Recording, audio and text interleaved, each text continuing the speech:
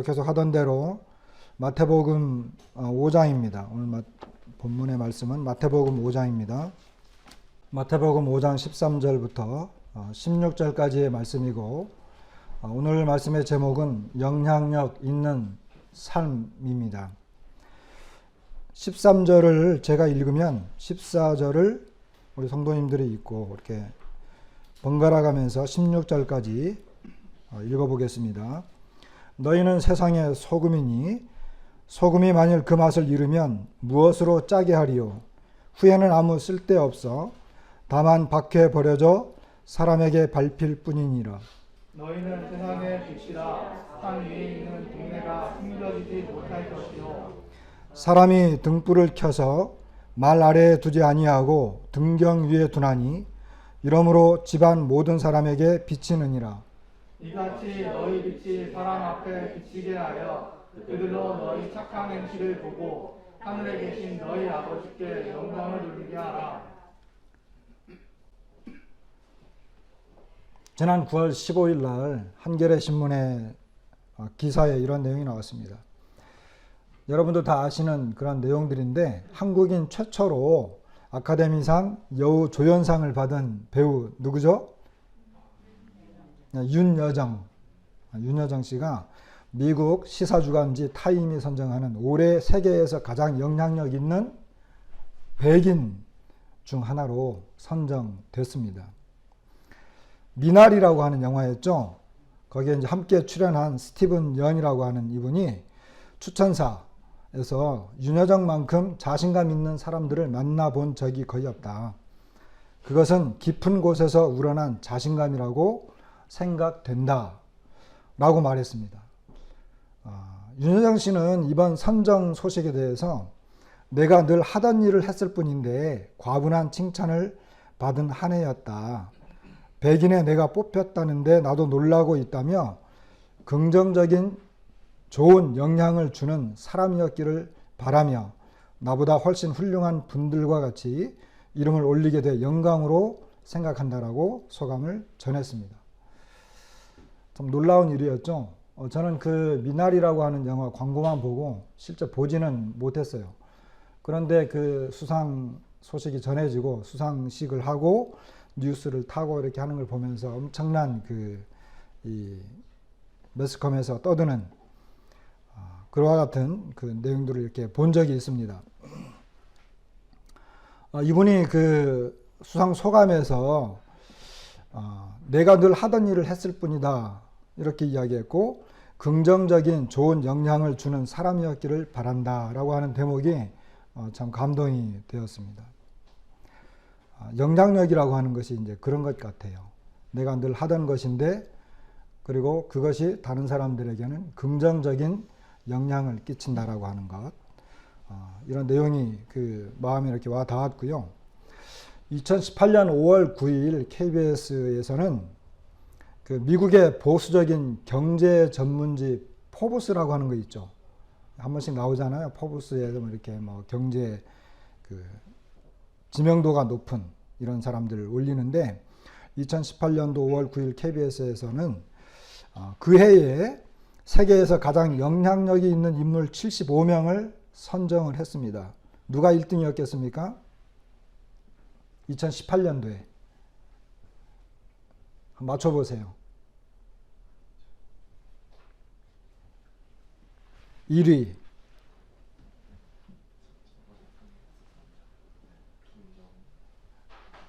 1위는 중국의 시진핑 주석이었습니다.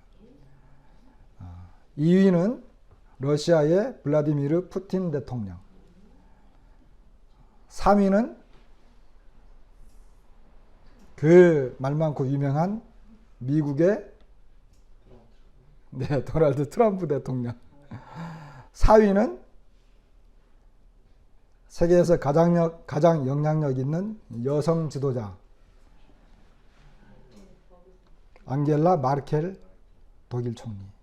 이렇게 쭉쭉쭉 해서 아마존의 그 제프 베조스가 5위, 마이크로소프트 빌 게이츠가 7위, 구글 공동 창업자 레리 페이지가 10위, 종교인 가운데에는 프란치스코 교황이 6위, 그리고 사우디아라비아 살만 알 사우드 황세자가 8위, 인도의 나렌드라 모디 총리가 9위. 이렇게 이제 쭉쭉쭉 되었습니다. 보니까 그 강대국들의 총리나 대통령들이 다 1, 2, 3, 4위를 싹 휩쓸었어요. 세계 최고 부자들도 이렇게 됐고. 그런데 포브스는 이 선정하면서 4가지 기준을 통해서 가장 영향력 있는 인물들을 선정했다고 밝혔습니다. 첫 번째는 얼마나 많은 사람들에게 영향을 미치는가 라는 거였습니다.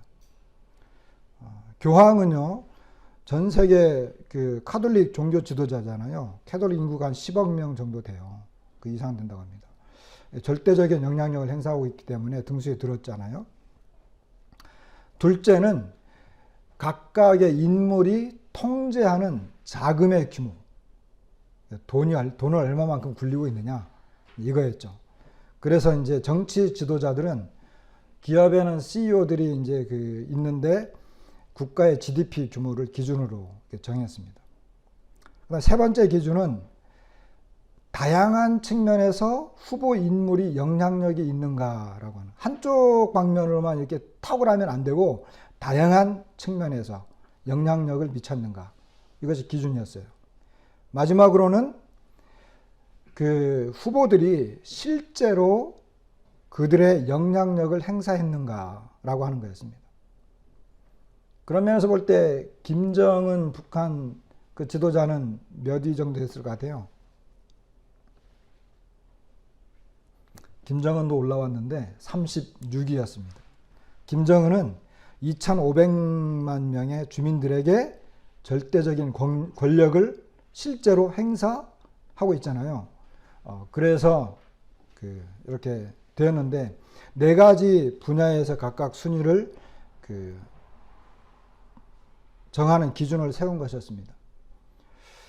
그런 걸로 보면 얼마나 많은 사람들에게 직접적으로 그리고 그 경제적인 규모를 가지고 영향을 끼쳤는가라고 하는 것들이 기준이 되었는데, 여러분 이와 같은 것들이 바로 그 세상에서 말하고 있는, 아까 타임즈라든지 포브스라든지 이와 같은 것들은 세상이 정하고 있는 영향력을 말하고 있는 것입니다.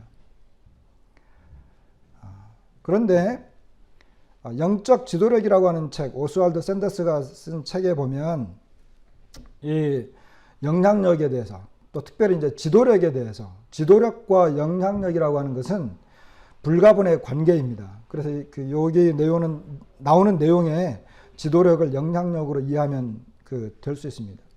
지도력이라고 하는 것은 한 사람이 다른 사람에게 영향을 줄 수 있는 능력을 의미하는 거죠.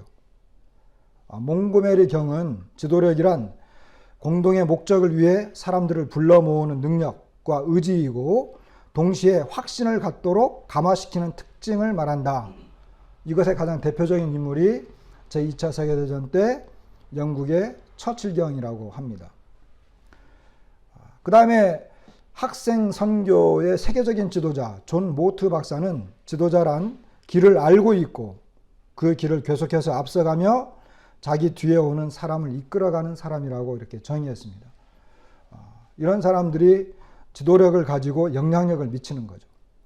인도의 학생 지도자 찬타필라, 기독교적 지도력을 인간적이며 신적인 자질의 온전한 융합, 하나님과 인간의 조화된 사역으로 말미암아 다른 사람들에게 축복이 되는 사역을 감당하는 소명, 이것을 이제 지도력이라고 하는데, 이 지도력은 또한 기독교인으로서 다른 사람들에게 미치는 영향력이라고도 말할 수 있습니다. 해리 트루먼 대통령은 지도자란 사람들이 하지 않으면 하지 않으려는 것을 하게 만들고 그것을 좋아하게 할 수 있는 능력을 가진 사람이다, 이렇게 이야기했습니다. 이거 어려운 일인데 어쨌든 그런 일을 하는 사람을 지도자다 또는 영향력 있는 사람이다. 결국 몽고메리 경은 영향력의 정도는 사람의 인격과 그 사람 속에서 타오르는 불길, 자기를 향하도록 사람들의 마음을 이끄는 그 저력에 달려 있다, 이렇게 이야기를 합니다.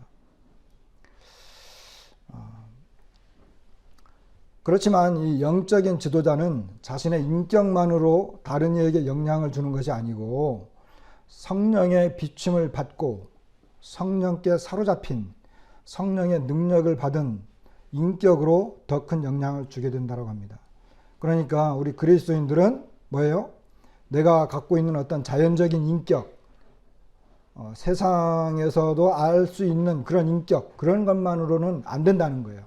결국 그리스도인들은 성령 충만, 그리고 성령의 인도하심, 성령께 사로잡힌 성령의 능력으로 살아가게 될 때 지도력과 영향력은 동시에 일어난다라고 하는 거죠.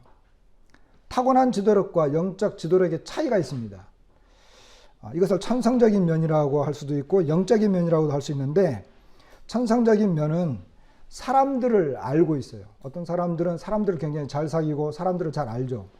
그런데 영적인 면에서의 지도력의 차이, 영향력의 차이는 하나님을 알고 있다라고 하는 것입니다. 사람을 아는 것이 아니라 하나님을 안다는 거죠. 그리고 자기 스스로가 결정하지만 영적인 면은 하나님의 뜻을 알려고 애를 쓰는 것입니다. 그리고 야심적인 것이 천성적인 면에 있다면 영적인 면에는 자기를 내세우지 않는다라고 하는 것입니다. 그리고 천성적인 면으로는 자기 스스로가 방법을 창안하지만 영적인 면은 하나님의 방법을 구하고 따른다. 천성적인 면은 다른 사람들을 지휘하기를 좋아하지만 영적인 면은 하나님께 순종하기를 기뻐한다. 그리고 천성적인 면은 개인적 이유에 의해서 어떤 동기들이 형성되지만 영적인 면은 하나님과 사람을 향한 사랑에 근거한 동기 형성입니다. 이렇게 다른 거예요. 우리는 그리스도인들이잖아요.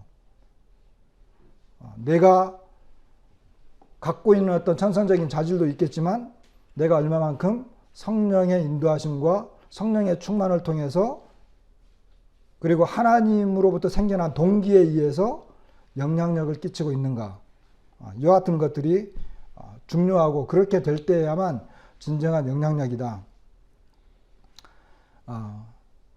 오브리 멜퍼스라고 하는 사람이 리더가 된다는 것에 대한 그 책에 보면 그 폴 허시와 켄 블랜차드는 그 지도력 또 영향력에 대해서 이렇게 종합을 해서 요약을 했습니다. 대부분의 책에서 정의하는 리더십이란 주어진 상황에서 목표를 달성하기 위해 개인이나 단체의 행동에 영향을 주는 과정이다. 요컨대 리더는 행동하는 사람이고 행동의 목적은 영향을 주는 것이다. 결국 리더십은 영향력인 셈이다. 사람들에게 어떻게 영향을 주는가 라는 점이 리더십의 관건이라고 말했습니다. 영향력과 리더십은 바늘과 실이다. 영향력이 없는 리더십은 있을 수 없다. 그러므로 그리스도인 리더는 사람들에게 영향을 미치는, 신뢰받고 영향 있는 하나님의 종이다. 이렇게 이야기했습니다. 그리스도인 리더, 다시 말하면 여기는 리더라고 표현됐지만 그리스도인으로서 영향력을 미치는 내용이 뭐냐? 다른 사람들에게 영향을 끼치는, 신뢰받고 있는, 그리고 그 속에서 나타나는 역량, 힘, 그런 종들을 이야기한다라고 하는 것입니다. 이 사람이 이제 이 리더십에 대한 이런 대학원 교수로 강의할 때 어떤 사람이 이런 질문을 했어요. 그리스도인 리더란 교회 내에서만 리더가 된다는 이야기입니까요? 아니면 어떤 상황에서도 그가 그리스도인 리더라는 이야기인가요? 이렇게 질문을 했어요.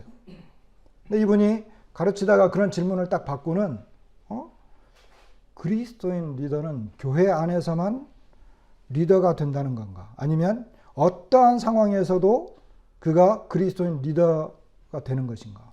여기에 굉장한 충격을 받았어요. 그리고 그 한 방 맞은 듯한 그런 느낌을 받았다고 합니다. 왜냐하면 그는 교회 안에서 그리스도인 리더들은 영향력을 끼쳐야 된다라고 생각을 했는데, 그리스도인들은 그러면 어떠한 상황, 교회 밖에서는 영향을 끼칠 수 없는가? 그리고 리더라고 하는 사람들은 교회 밖에서는 영향력이 없는가? 일반적으로 교회에서는 대개 이제 목회자나 이렇게 저처럼 이렇게 말씀을 전하는 설교자나 목사들을 그냥 뭐 성경만 아는 사람 또는 교회에서 이렇게 뭐 성경을 설교하는 사람 이런 정도로 거기에 한정되어 있는 사람으로 종종 생각해요. 우리가 보통 그렇게 생각해요. 저 형제님은 뭐 사회생활도 안 해보고 또 저 형제님 뭐 이렇게 바깥 이런 그 대인관계들이 별로 약할 거야. 설교나 잘하겠지. 보통 이렇게 생각하잖아요. 성경 말씀만 잘하는 사람. 그리고 우리 남편이나 아내가 교회를 열심히 다녀. 아니, 우리 아내는 교회밖에 몰라. 우리 남편은 교회밖에 몰라. 우리 애들은 교회밖에 몰라. 그냥 거기 가서 뭐 예배 드리고 뭐 성경밖에 몰라. 이것이 영향력이냐? 이것이 진정한 리더들. 그리스도인들은요, 여러분, 그리스도인들은 이 책에서 말하고자 하는 건 뭐냐면 교회 밖에서도 그들은 여전히 지도력을 발휘할 수 있어야 된다라고 하는 거예요. 그들은 교회 밖에서도 여전히 리더들이다라고 하는 거예요. 그러니까 우리들은 교회 안에서나 교회 밖에서나 서로 간에 영향을 끼치는 사람들이고 특별히 교회 밖에서도 어떠한 상황에서도 영향력을 주는 사람들이다라고 하는 거예요. 그게 누구냐? 바로 우리들이다라고 하는 거예요. 성경만 알고 고지식한 이런 사람들이 아니에요. 자, 이런 영향력은 그러면은 영향력이란 무엇인가? 영향력이란 사람들의 사고를 바꾸고 그 결과 행동을 바꾸도록 하는 것입니다. 영향력이라고 하는 것은. 어떤 것들을 통해서냐면 첫 번째 설득. 세 가지가 있는데 첫 번째 설득이라고 하는 건데 영향을 미치는 주된 방법은 설득을 통해서죠. 그래서 예수님도 또는 사도 바울도 성경 말씀을 근거로 해서 그 다른 사람들에게 유대인들에게 또는 이방인들에게 입증하고 그들을 설득을 해가지고 예수님 믿도록 했잖아요. 그 다음에 격려. 모세가 여호수아에게 강하고 담대해라 이렇게 이야기하면서 그를 격려했고 또 여호수아는 정말 강하고 담대한 마음으로 그 격려를 통해서 이스라엘 백성들을 이끌고 가나안 땅으로 들어갔습니다. 그 다음에 본보기입니다. 본보기. 우리가 이제 주로 많이 강조하는 것. 본보기. 그래서 이 영향력이라고 하는 이라고 하는 것은 다른 사람들의 삶과 믿음을 본받으라고 이야기하게 되고 우리는 보통 본받는 삶, 먼저 본을 보여라. 이와 같은 내용들을 이야기하죠. 이 세 가지의 방법이 공통점이 있다고 한다면 이것이 다른 사람들을 변화시킨다라고 하는 이런 내용들입니다. 영향력에 대해서 서론이 약간 길었습니다. 영향력에 대해서 이야기를 했는데 오늘 말씀의 제목이 영향력 있는 이 그리스도인, 영향력을 끼치는 그리스도인이기 때문에 이런 말씀을 드렸는데 오늘 본문을 보면 여러분 우리를 뭐라고 했죠 처음에? 뭐라고 했어요 맨 처음에? 너희는 그래서 너희는 세상의 소금이다. 여러분은 자기 자신을 누구라고 생각하세요?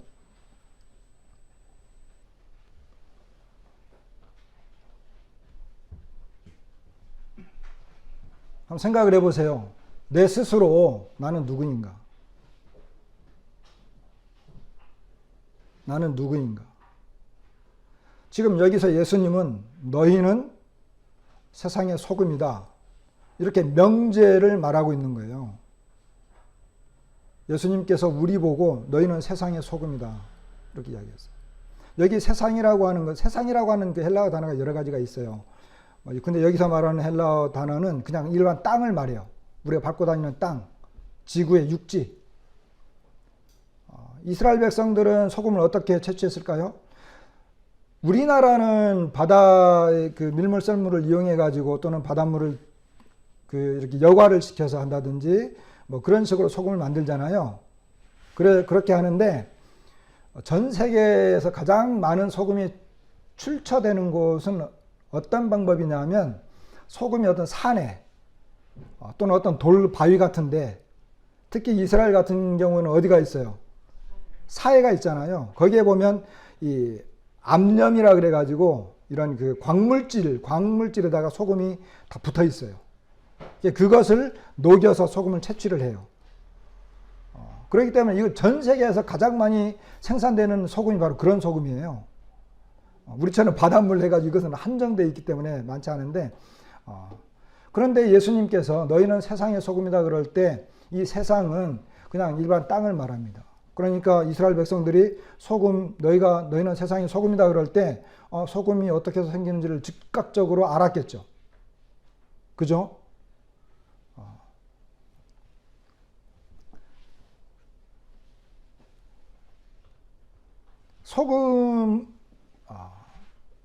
소금의 역할이 뭡니까? 우리가 일반적으로 알 때 소금하면, 그리고 우리가 이제 이 말씀을 읽을 때마다 소금하면 어떤 생각을 해요? 뭐 부패 방지한다. 또 물건을 이렇게 보관하고 뭐 이런 내용들. 세상에 나가서 우리는 세상이 썩어 들어가는 것을 방지하고 뭐 이래야 돼. 근데 여기서 말하는 소금의 역할은 뭐예요? 네, 맛입니다. 맛. 우리 집 주방에 그 싱크대를 이렇게 열어보면 거기에 뭐 이렇게 병들이 많아요. 양념통 있잖아요. 거기 보면 뭐 소금 또는 맛소금, 뭐 후추, 고춧가루, 설탕 뭐 이런 게 써졌어요. 주부가 그 통이 막 이렇게 있는데 음식을 할 때 그 정확한 조미료를 알지 못하면 어떤 현상이 생길까요? 소금을 넣어야 할 때 설탕을 넣어버렸어. 그럼 어떻게 돼요? 그 음식 이제 폭망이죠. 우리 애들이 엄마 뭐 또 새로운 것도 개발했어 막 이러거든요. 그렇게 하지 말라니까 하던 대로 해요 막 이래요. 갑자기 맛이 변하면.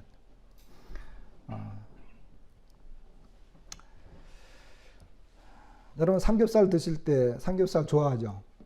삼겹살 드실 때 뭐에 찍어서 드세요? 혹시 설탕에 찍어 드시는 분 계세요? 멜젓. 생각난다. 삼겹살 주로 어디에 찍어 드십니까? 소금장. 소금장에 찍어 먹죠? 뭐 고춧가루에 찍어 먹으면 안 됩니다. 삶은 계란은요? 삶은 계란은? 그냥 드세요? 찍었더니 이게 소금이 아니고 미원이었어요. 미원. 그럼 어떤 맛이 나요? 굉장히 달콤하겠죠? 욥기서 6장 6절에 보면 싱거운 것이 소금이 없이 먹히겠느냐, 닭의 알 흰자위가 맛이 있겠느냐 하는 말씀이 있어요. 옛날에도 이 욥은 주님 오시기 전에 거의 뭐 한 2000년 전 사람이잖아요. 지금으로부터 거의 한 4000년 전 사람인데, 그때에도 계란을 먹을 때 소금을 찍어 먹었던 거예요. 이처럼 소금은 맛을 내는 데 사용합니다. 소금이 없으면 무슨 맛으로 음식을 먹겠느냐라고 하는 거죠. 그런데 주님이 우리 보고 너희는 소금이다 이렇게 이야기했어요. 땅의 소금이다라고 하는 것은, 이 땅은 나중에 나옵니다마는 여기 이 13절의 세상과 14절의 세상은 다른 단어예요. 그러니까 주님이 우리를 소금이라 그럴 때는 그 당시 듣는 사람들이 그냥 맛을 내는 소금이라고 하는 것을 즉각적으로 인식을 했어요. 이때 이 말씀을 들은 사람들은. 우리도 그냥 소금은 그냥 맛을 내기 위해서 저 주방에 있는 그 소금을 말하는 거예요. 그러니까 우리는 맛을 내는 사람들입니다. 우리는 맛을 내는 사람이에요. 다시 말하면 우리가 빠져버리면 소금 없는 삼겹살, 소금 없이 먹어야 되는 계란, 소금 없이 먹어야 되는 미역국, 이렇게 되는 거예요. 그런데 주님은 우리 보고 뭐라고요? 소금이다. 우리가 소금이다 이렇게 이야기한 거예요. 자, 우리가 살아가고 있는 이 세상, 다시 말하면 어떻다는 겁니까? 우리가 살아가고 있는 세상, 살맛 나는 세상이 아니다라는 거죠. 누가 있어야지 살맛 나는 세상이 돼요? 맞았어요. 우리가 바로 있어야 되는 거예요. 주님이 그런 생각을 하셨던 것 같아요. 이 세상이 정말 살맛 나는 세상이 되려면 누가 있어야 된다? 우리가 있어야 된다는 거예요. 왜? 주님이 우리 보고 너희는 세상의 소금이다 이랬기 때문에, 너희가 소금이다 이렇게 말씀했기 때문에 그렇습니다.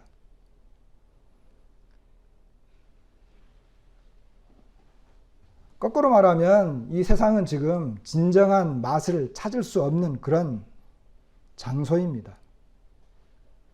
우리가 없다면 세상은 어떠한 맛도 찾아볼 수 없어요. 세상이 그런 곳이에요. 지금 여기서 세상을 말하고 싶진 않은데 나중에 설명이 되기 때문에. 그런데 그리스도인이 이 세상이 살만하고 재미있고 맛있고 행복해. 이 세상의 어떤 이 체계 속에서 살아가는 것이. 그렇다고 한다면 문제가 있는 거죠? 그렇잖아요. 왜냐하면 맛없는 세상 속에서 행복을 느끼고 있다고 한다면. 그런 사람은 하나님 나라에서는 불행할 거예요. 그러겠죠? 이 세상이 살맛 나고 이 세상이 행복에 느낀다고 한다면 진짜 하나님 나라에서는 불행하겠죠. 두 번째로 너희는 소금이다 이렇게 말씀하실 때 여기에 들어있는 의도는 절대적으로 필요한 사람들이다라고 하는 거예요. 맛을 잃으면 무엇으로 짜게 하리요? 절대적으로 필요하다. 무엇으로 이 세상을 짜게 할 거냐? 다시 말하면 이 세상을 맛깔나게 할 수 있는 방법이 없다는 거예요. 소금이 만일 맛을 잃어버린다고 한다면, 이게 만일이라고 한다면. 약방의 감초라고 하는 말이 있죠. 여러분 아마 젊은 사람들은 잘 모를지도 몰라요. 감초가 짠맛이에요? 쓴맛이에요? 단맛이에요? 알아요? 감초. 알아요? 그럼 왜 약방의 감초라고 할까요? 대부분의 한약 재료들이 무슨 맛이에요? 쓴맛. 그것을 약간 먹기 좋게 하려면 뭐가 필요하다? 감초가 필요하다. 약방의 감초와 같은 사람들이 바로 우리들이다라고 하는 것입니다. 그런데 이 말씀에 이렇게 내용을 보면 소금이 맛을 잃는 경우는 없어요. 여러분 소금을 넣었는데 설탕 맛이나 이런 소금 봤어요? 소금을 넣었는데 여보 국이 좀 싱거워. 그러니까 우리 자매가 소금 많이 충분히 넣었는데 아니 싱거워. 소금 한 숟갈 푹 또 넣었어요. 여전히 싱거워요. 한 숟갈 더 넣었어요. 여전히 싱거워. 그런 소금도 있나요? 그게 맛이 없는, 짠맛이 없는 소금은 사실 없어요. 그죠? 근데 여기 소금이 맛을 잃으면 그랬거든요. 소금이 맛을 잃는다. 이것은요, 어떻게 보면 언어 유희예요. 속된 말은 말장난이라고 하는 건데, 말장난이라고 말할 수 없으니까, 언어 유희, 약간 빗대어서 말하는 거예요. 잃다. 이 소금의 맛을 잃다라고 하는 이 잃다라고 하는 말은 어리석게 되다 또는 미련하게 되다라고 하는 뜻이 있습니다. 즉 맛없는 소금은 없다는 말이죠. 소금이 맛을 잃어버렸다라고 하는 것은 그건 말이 안 된다라고 하는 거예요. 그래서 주님은 우리에게 이런 우리들에게 소금이다. 너희는 이 세상의 소금이다. 이렇게 말씀을 하신 것입니다. 성경에 소금과 같은 삶을 산 사람들이 있을까요? 예를 든다면 저는 요셉을 좀 생각을 해봤습니다. 요셉이 이제 형제들에게 팔려서 이제 갔죠. 그래서 보디발의 집에도 갔고, 그리고 보디발의 집에 있다가 다시 누명을 쓰고 감옥에 갇히게 되고, 감옥에서 꿈을 풀어가지고 이제 왕 앞에까지 나아가게 됩니다.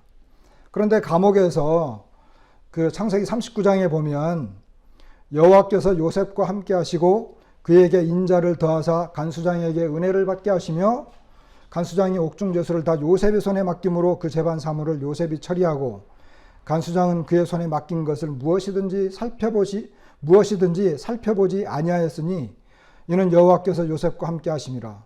여호와께서 그를 범사에 형통하게 하셨더라. 이렇게 이야기하는 걸 보게 됩니다. 그의 손에 맡긴 것을 무엇이든지 살펴보지 않았다. 다시 말하면 요셉이 모든 일을 지혜롭게 처리했고 그는 거기에서 감옥에서 없어서는 안 되는 그런 사람이 된 거예요. 이것이 이제 성경에 나타난 요 소금과 같은 사람이라고 말할 수 있고, 저는 이제 다니엘이라든지 다윗이라든지 이런 사람들도 생각을 해봤는데 요셉 이야기만 하고 마치겠습니다. 아시시의 성자 프란체스코라고 하는 사람이 있습니다. 그 수도사고 수도원을 운영했던 이런 사람인데, 유명한 성자라고 하는 이름이 붙을 정도로 유명한 사람인데, 한 번은 마세오라고 하는 형제가 프란체스코를 진지하게 바라보며 이렇게 말했습니다. 당신은 왜 그럴까? 당신은 왜 그럴까? 그는 마치 놀리는 것처럼 그 말을 재차 반복했습니다. 그러니까 프란체스코가 당신은 무엇을 말하고 있는 거요? 하면서 마침내 외쳤어요. 나는 당신의 용모가 뛰어나지도 않고 학식도 없고 귀족의 혈통이 아닌데도 모든 사람들이 당신을 따르며 당신 보기를 바라며 당신에게서 듣기를 바라고 당신에게 순종하기를 원하고 있다는 것을 말하는 것입니다. 어째서 세상 사람들이 당신을 따르려고 애쓰는 것일까요? 이렇게 물어본 거예요. 프란체스코가 이 말을 들었을 때 그는 기쁨이 충만해서 눈을 들어 하늘을 바라보며 오랫동안 명상에 잠긴 후 무릎을 꿇고 놀라운 열정으로 하나님을 찬양하면서 기도했습니다. 그러고 나서 그는 마세오 형제에게 말했는데, 그대는 그 이유를 알고 싶소? 그 이유는 가장 높이 계신 분의 시선이 그런 일을 하시고자 뜻하셨기 때문이요. 그분은 모든 선한 사람과 악한 사람들을 계속해서 지켜보고 계신다고. 그리고 그분의 가장 거룩한 눈은 죄인 중에서도 더 이상 죄인일 수 없는 작은 사람, 이보다 더 자격 없고 이보다 더 죄인인 사람을 찾을 수 없으셨던 것이요. 그래서 그분은 하나님이 하실 수 있는 놀라운 일을 성취하시기 위해 나를 택하셨다오. 그분은 나보다 더 찬한 인간을 찾을 수 없었기 때문에 나를 택하셨고, 그는 이 세상의 고귀한 신분과 위엄, 강함, 미모, 그리고 학식을 깨뜨리기 위해서 이렇게 미천한 나를 택하셨던 것이요. 이렇게 대답을 했어요. 얼마나 놀라운 사람이에요. 세상의 소금이라는 것은 하나님 앞에서 자신이 어떠한 자인가를 분명하게 인식하는 사람입니다. 지극히 크고 높으신 하나님께서 사용하실 수 있는 사람이 어떤 자인지를 정확하게 인식하는 사람, 곧 그 사람을 하나님이 사용하신다는 거죠. 소금은.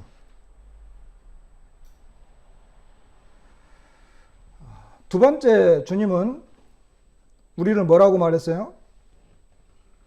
너희는 세상의 빛이다. 이것도 명제예요. 너희는 뭐라고요? 세상의 빛이다. 우리 보고 빛이라고 말하는 거예요. 여러분, 내가 누구인가를 정확하게 인식해야 될 필요가 있습니다. 처음에 말씀드렸던 것처럼 내가 누구냐라는 거예요. 내가 누구인가를 정확하게 인식하고 깨닫고 있어야 돼요. 주님은 나를 뭐라고요? 세상의 빛이다. 이렇게 이야기했어요. 빛처럼 되어라. 이렇게 했나요? 우리는 빛처럼 되려고 애를 쓸 필요가 없어요. 왜? 빛 그 자체이니까. 왜 그런가요? 나는 빛이야, 나를 봐, 이렇게 하지 않아요. 주님이 그랬어요. 너희는 세상의 빛이다.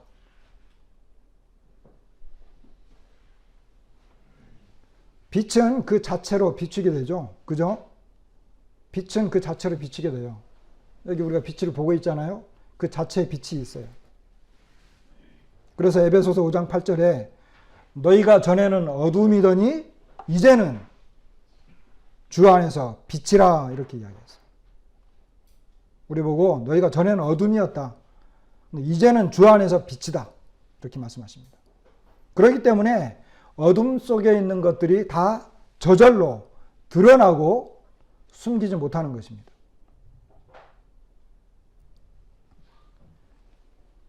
우리가 세상에 있을 때 우리 때문에 이 세상이 저절로 이 세상의 어둠이 드러나는 거예요.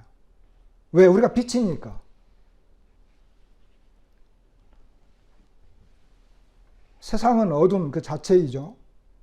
아까 소금에서 있는 말씀처럼 만일에 세상은 어둠 자체예요. 나중에 세상에 대해서 더 이렇게 말씀을 드리겠지만 성도들이 없다면 세상은 어떨까요? 그렇다고 한다면 우리가 없다면 세상은 어떻게 된다는 거예요?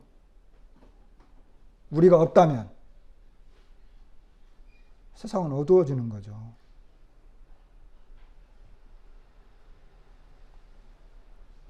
여러분 세상을 보세요. 여러분 뉴스 보시잖아요. 얼마나 암담하고 우울하고 불쾌하고 정말 어두운 소식들만 우리한테 들려오잖아요. 모든 내용들이 뭐 어디에서 뭐 전쟁이 났고 사람이 몇천 명이 죽었고 뭐 어떤 뭐 그냥 기가 막힌 살인 사건이 일어났고 무슨 대형 사고가 터지고 누가 뭐 범죄를 저질러서 뭐 끌려가고 정치를 해가 뇌물을 먹어가지고 감옥에 들어가고 들려오는 모든 소식들이 어둡고 우울하고 불쾌한 내용들이에요.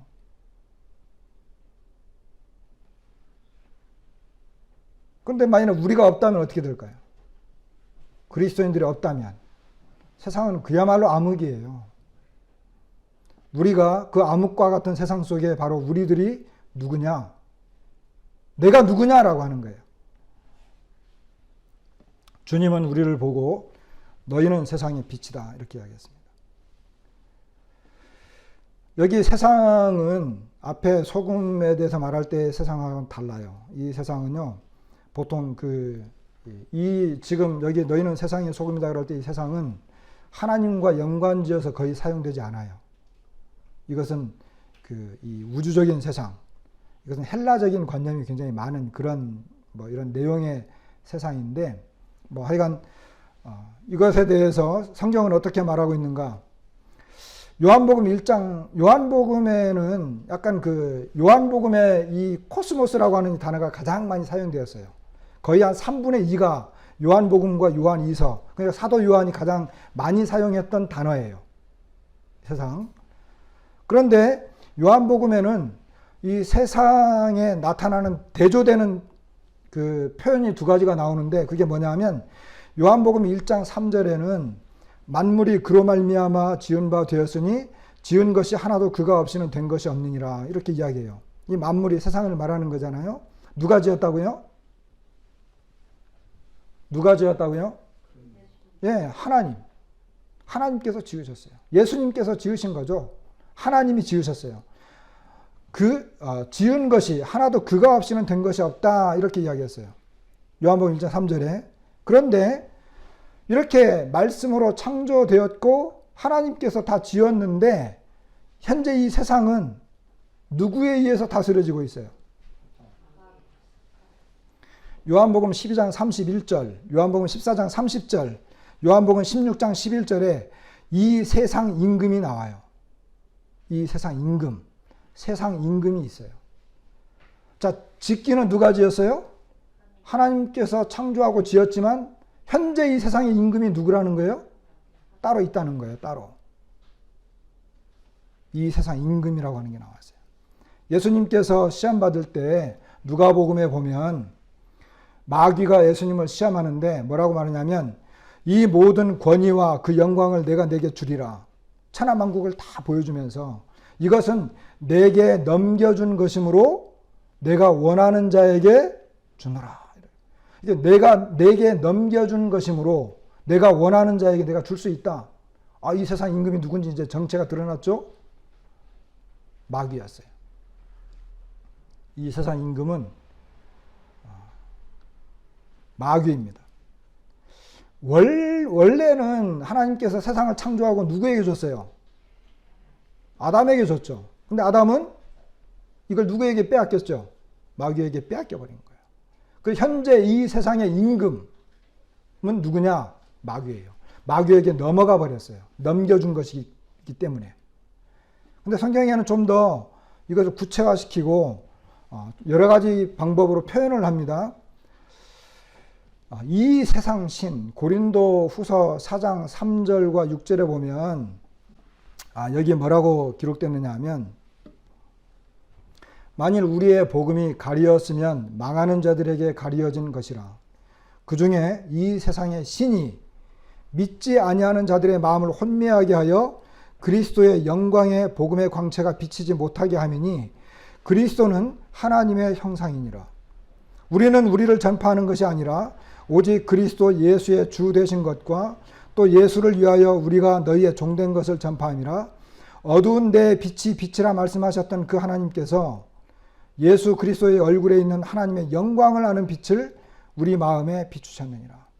그러니까 이 세상 신, 이 세상 임금, 마귀, 그가 믿지 않는 사람들의 마음을 혼미하게 해가지고 그리스도의 영광의 복음의 광채가 비치지 못하도록 하는 거예요. 그런데 우리들에게는 어떻게 했어요? 그 영광의 복음의 광채가 우리에게 비춰졌고 우리도 빛을 내게 된 거예요. 그리고 에베소서 2장 2절에는 공중의 권세 잡은 자, 지금 현재 이 권세를 잡은 자가 따로 있다는 거죠. 그리고 어둠의 세상 주관자들이 또 있어요. 에베소서 6장 12절에. 그 다음에 골로새서에서는 흑암의 권세에서 우리를 건져내서 사랑의 아들의 나라로 옮기셨다, 이렇게 표현됐죠.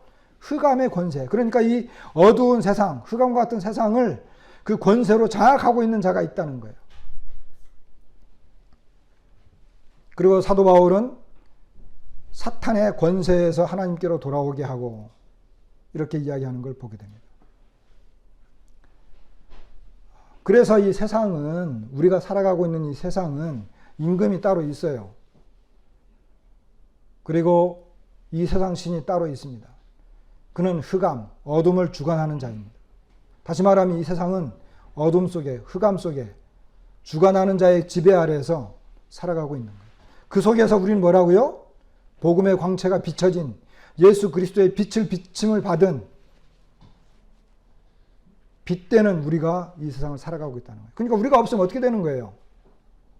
세상은 가망이 없다는 거예요.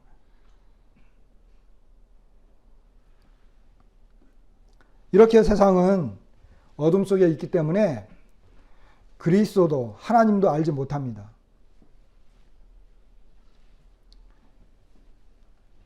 그가 세상에 계셨으며 세상은 그로 말미암아 지은 바 되었을 때 세상이 그를 알지 못하였고. 요한복음 17장 25절에는 세상이 아버지를 알지 못하여도 나는 아버지를 알았사옵고,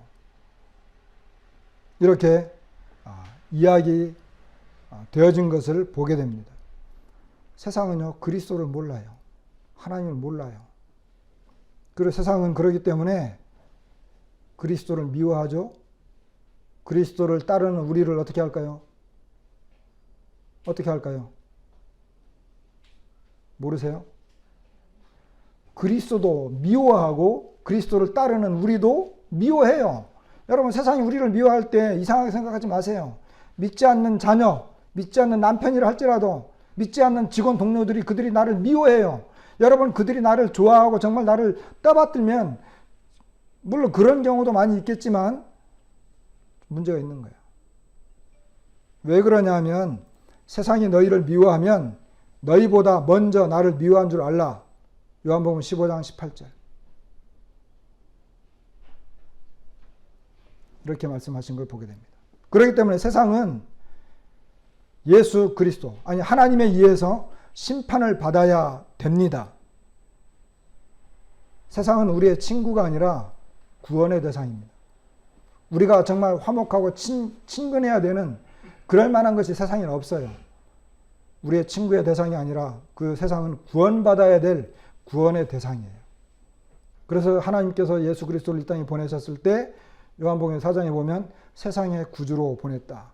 요한일서 4장 14절에도 아버지가 아들을 세상의 구주로 보내신 것을 우리가 보았고 또 증언하노니.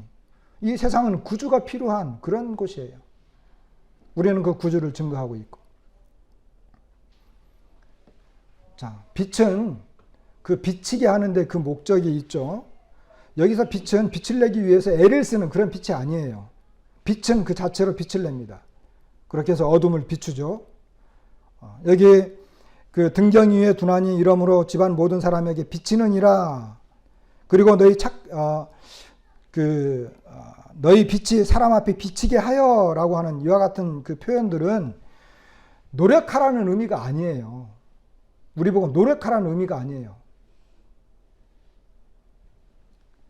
주님은 하나님의 백성인 우리가 빛이라고 말씀하셨고 그 빛은 스스로 비치고 있어요. 그런데 이 빛이 비치지 못하는 경우가 있어요. 어떤 경우일까요? 말 아래 두었을 때. 여기 말이라고 하는 것은 이 호스를 말하는 게 아니에요. 그릇, 어떤 용량을 재는 그릇이에요. 그릇. 대박 알죠? 대박 이런 걸 말해요. 그 그릇으로 이 빛을 덮어버리면 어때요? 빛은 더 이상 비치지 못하죠. 그런데 사람들은 빛을 드러낼 때 그렇게 하려고 빛을 밝히는 게 아니잖아요. 등경 위에 두고 모든 사람이 비치도록 하기 위해서 그런 거죠. 주님께서 우리에게 너희는 세상의 빛이다 그럴 때 주님이 우리를 놓고 등경 위에 모든 사람들에게 비치도록 하기 위해서 이런 말씀을 하신 거예요. 그래서 이와 같은 것을 분명하게 보이신 존재가 바로 우리 주님이고 또한 세례 요한에게도 해당됐어요. 요한복음 5장 35절에 보면 요한은 켜서 비추이는 등불이라 너희가 한때 그 빛에 즐거이 있기를 원하였거니와 그랬어요. 요한은 주님이 보낸 등불이었어요. 물론 비록 한정돼 있었고 그 빛은 많이 약했지만 참 빛이 올 때까지는 약했지만 어쨌거나 그는 빛이었어요. 그래서 그 빛에 즐거이 있었어요. 그 빛을 볼 때 행복했어요. 그 빛을 볼 때 정말 뭔가 비전이 있었고 희망이 보였어요. 그랬죠? 하지만 잠시였어요. 우리는 어떤 빛으로 나아갔어요? 그 뒤에 오는 참빛. 참빛, 곧 세상에 와서 각 사람에게 비추는 빛. 주님이죠. 그리고 주님은 사도 바울은 성도들에게도 이 내용을 이야기했어요. 아까 본 것처럼 너희가 전에는 어둠이더니 이제는 주 안에서 빛이라. 빌립보서 2장 15절에는 너희가 흠이 없고 순전하여 어그러지고 거스르는 세대 가운데서 하나님의 흠없는 자녀로 세상에서 그들 가운데 빛들로 나타내며 이렇게 이야기했어요. 그렇기 때문에 이 빛은 저절로 이렇게 비치는 빛 그 자체입니다. 착한 행실, 여기에 너희 착한 행실을 보고 하늘에 계신 너희 아버지께 영광을 돌리게 하라 이랬어요. 여러분 착한 행실이 뭘까요? 착한 행실. 종종 우리 자녀들을 보고 착하다 그래요. 그리고 이제 교회 자녀들 보면 다 착하죠, 대부분. 착하다. 인사 잘하고, 말 잘 듣고, 선생님이 시키는 대로 하고, 직장에서도 상관들이 이렇게 그 시키는 대로 잘하고 한 번씩 커피 대접도 해주고 남이 하기 싫어하는 이런 것들을 해주면 착하다. 세상에서 말하는 착함과 정말 여기 하나님 나라에 지금 이 마태복음 5장은 뭐예요? 하나님 나라에 예수님께서 새로 제시하신 하나님 나라 그리고 그 하나님의 백성들의 신분 이것을 소금이라 그랬고 빛이라 그랬어요. 그리고 하나님 나라에서 예수님께서 이제 이 땅에 오셨어요. 왕으로 오셨잖아요.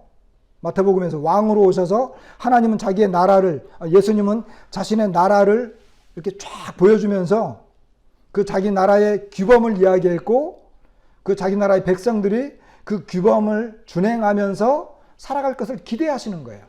그러면서 주님이 자기 나라의 규범을 가르쳐 주시는 거예요. 근데 여기 이제 너희 착한 행실을 보고 그들로 너희 착한 행실을 보고 하늘에 계신 너희 아버지께 영광을 돌리게 하라. 그러면 하나님 나라에서 주님이 정말 보여주고 싶은 착한 행실이라고 하는 건 뭘까요? 저는 아까 여러분 스스로 짠 맛을 내려고 애를 쓰지 말라 그랬어요. 왜? 우리는 그냥 소금 그 자체이니까. 빛이 되려고 애쓰지 말라 그랬어요. 왜? 우리는 빛 그 자체이니까. 근데 여기 착한 행실을 통해서 다른 사람들이 우리를 보고 하나님께 영광을 돌리라 그랬어요. 그럼 착한 행실은 뭘까요? 율법을 지키려고 애를 쓰고 율법의 속박에서 벗어나려고 애를 쓰는 걸까요? 율법을 잘 지키는 것일까요? 여러분 마태복음 20장 보세요. 내가 너희에게 이르노니 너희 의가 서기관과 바리새인보다 더 낫지 못하면 결코 천국에 들어가지 못하리라. 다음 주 말씀의 본문이겠지만 여러분 주님은 우리에게 여기 서기관과 바리새인보다 더 낫지 못하면 이렇게 제시하는 걸 보게 돼요. 조건을 달고 있어요. 우리의 의가. 하나님 나라의 백성들은 서기관과 바리새인보다 훨씬 뛰어나야 됩니다. 6장 1절을 보세요. 사람에게 보이려고 그들 앞에서 너희 의를 행하지 않도록 주의하라. 그러면 내가 어떤 의로운 삶을 살고 선한 행실을 해서 그렇게 하면 다른 사람들에게 이렇게 드러날 수 있잖아요. 물론 이것은 외식적인 것을 말하는 것이지만 그런 것들을 하지 말라라고 이렇게 말씀하시는 것입니다. 그러면 선한 행위라고 하는 건 뭘까요? 아까 말씀드린 것처럼 왕이 가르치시는 하나님 나라의 규범에 어울리는 행실을 말합니다. 여러분, 우리가 미국에 가서 한국법을 지키면, 미국에 가가지고 한국법을 잘 지키면 미국 사람들 우리를 칭찬하나요? 어떻게 생각하세요? 우리는 하나님 나라의 백성들입니다. 우리의 왕이 따로 있어요. 세상 규범을 잘 따라가면 하나님이 칭찬하실까요? 그 세상이 우리 칭찬할까요?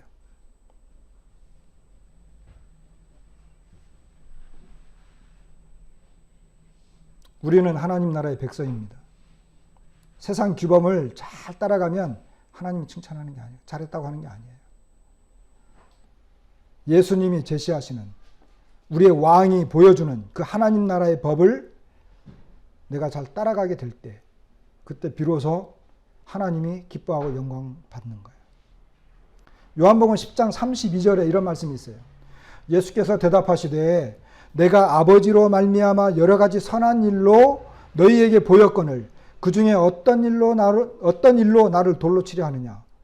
물론 예수님이 메시아적인 발언을 했기 때문에 돌로 치려고 했는데 여기서 말하는 것은 내가 아버지로 말미암아 여러 가지 선한 일로 너희에게 보였거늘 그랬어요.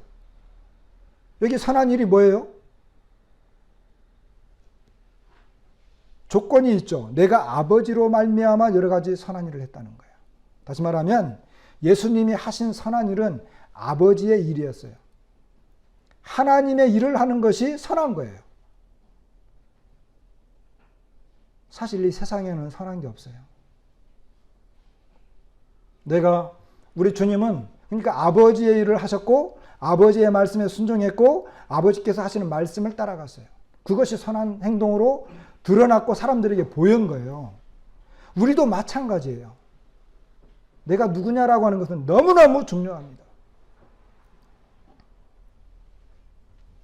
마태복음 우리가 지난주에 본 것은 행복에 대해서 세상이 말하는 행복의 기준과 너무 다르잖아요.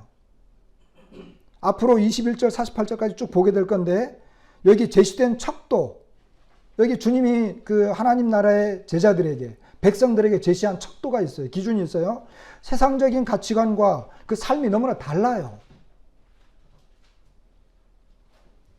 예수님이 제시하시는 하나님 나라의 새로운 법을 이 세상은 따라갈 수가 없어요.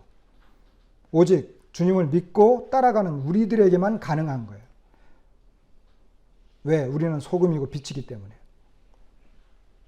그러니까 예수님이 우리에게 너희는 세상의 소금이다. 세상의 빛이다. 이렇게 말씀하셨어요. 자, 결론을 내겠습니다. 우리는 예수님께서 우리의 정체를 말씀하신 대로 소금이요 빛입니다. 소금과 빛은 그 자체로 영향력을 미치는 존재들입니다. 하나님 나라의 백성 또는 제자들만이 얻을 수 있는 신분이고 정체성입니다. 예수님이 오셔서 새로 제시하시는 하나님 나라에서 하나님의 백성으로 살아가게 되는 주님의 제자들인 것입니다.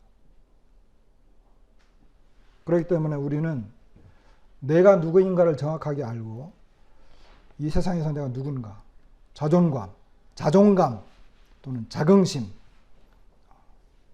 이와 같은 것들을 가지고 여기 보면 마태복음에 하늘에 계신 너희 아버지, 하늘에 계신 너희 아버지라고 하는 편이 몇 번 나와요.